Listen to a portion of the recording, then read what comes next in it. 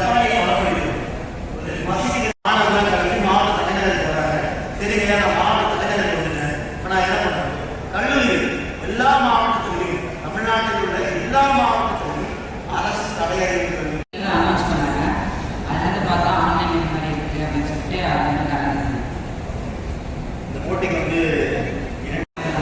தைரியமா இருக்கீங்களா?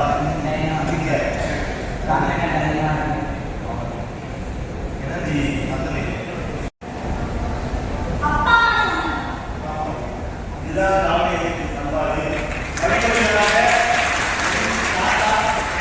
மதிப்பெண்கள். பதிலளிக்கப்படும் பிற அணிகளின் கேள்விக்கு 5 மதிப்பெண்கள் வழங்கப்படும். தவறான பதில் அணியின் மதிப்பெண்ணை குறைக்காது. இரண்டாம் சுற்று தலைப்பின் அடிப்படையில்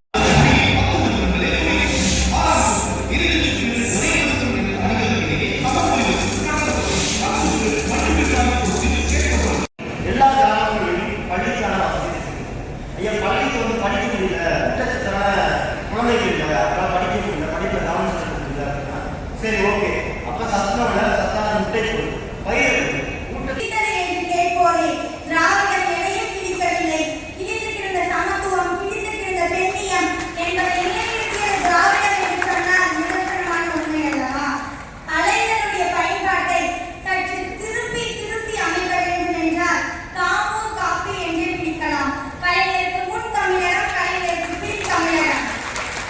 வீதிக்கு ஒரு மாணவர்கள் பங்கேற்ற ஒரு போட்டியில் நாம வந்து ஜெயிச்சு நம்ம மாவட்டத்தை ரெப்ரசென்ட் பண்ணுறோம். நீங்கள் எப்படி பண்றீங்க?